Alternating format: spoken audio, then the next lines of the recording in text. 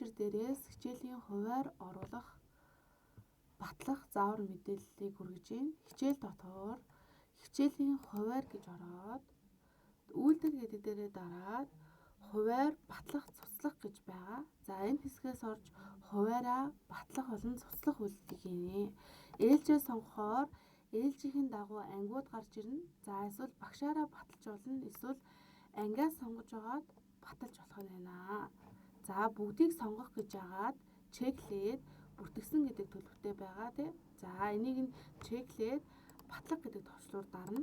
За магадгүй хуваараа цуцлуулъя гэж явах юм бол аль хуваарийг цуцлах гэж байгаагийн хичээлийг нь сонгож агаад чеклээд цуцлах гэдэг үйлдэлийг хийж өгч болно. За эсвэл бүр мөсөн устгах гэдэг үйлдэлийг бас хийж өгч болно. За цуцлах шаардлагагүй энэ хуваарийг би устгуулах шаардлагатай байна гэх юм бол чеклээд устгах гэдэг товчлуур дарахаар нэвтрүүлэгнэр нууц үг хийх хэсэг гараад ирнэ. Энэ дээр яах вэ гэхээр та систем рүүгээ нэвтэрж байгаа нэвтрүүлэгнэр нууц үгээ хийгээд тэгээд устгах нь байна. За ингэж хийлээ, устгах товчлуур дарлаа. Амжилттай устгаглаа гэд ингээд 20 цаг маань байхгүй болж байна тий. За ингээд хуваараа устгах, цуцлах, батлах үйлдэлүүд бол хийгээд явнаа.